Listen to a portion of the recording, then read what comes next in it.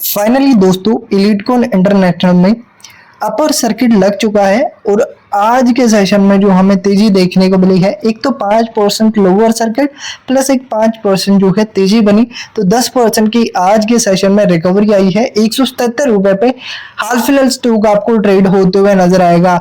और बात की जाए गिरावट की तो ऊपरी स्तर से लमसम 60% स्टॉक आपको टूटते हुए नजर आए, यानी कि ऊपरी स्तर से देखोगे तो इन्वेस्टर्स का 60% पैसा डूब चुका है।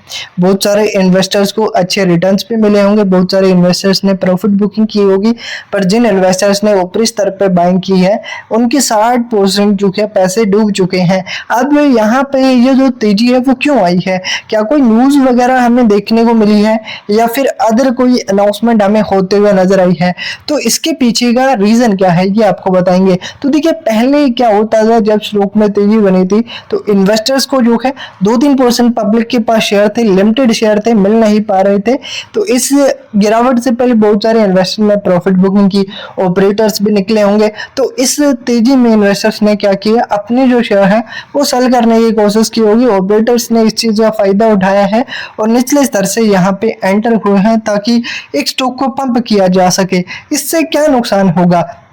देखिए, शॉर्ट टर्म में ऑपरेटर्स तो पैसा बना के निकल जाएंगे, पर रिटेल इन्वेस्टर को थोड़ा सा अभी भी सावधान रहने की जरूरत है, क्योंकि ये जो तेजी बनी है कोई न्यूज के बिहाफ पे तेजी नहीं आई है। 60% करेक्ट होने के बाद स्टॉक में हाई वॉल्यूम लगी है करीबन 1.5 मिलियन प्लस की, और इसकी वजह से हमें जो है निचले स्तर से बायर्स एंटर होते हुए नजर आए हैं, जिस बिहाफ पर यह तेजी बनी है। क्योंकि पहली जो गिरावट हो रही थी नॉन स्टॉप सेलर ही हमें देखने को मिल रहे थे।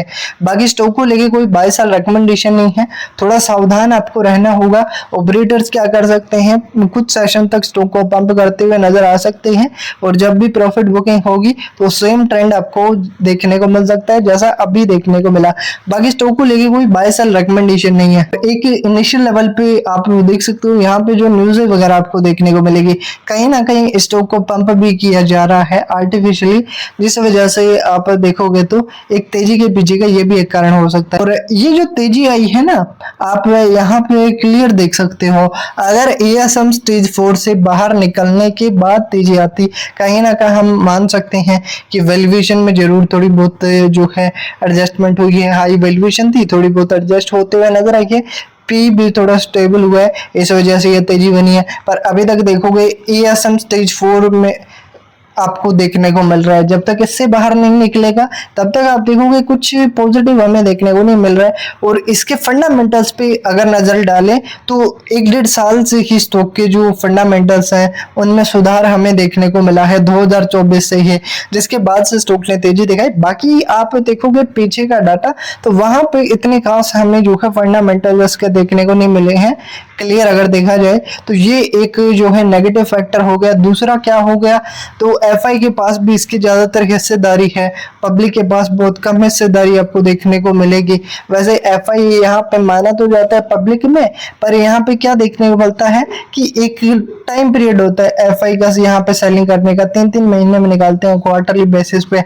जब क्वार्टरली बेसिस पे आंकड़े यहाँ पे आएंगे तो हो सकता है 38% की जो एफआई होल्डिंग है वो आपको डिक्रीज होते हुए नजर आए।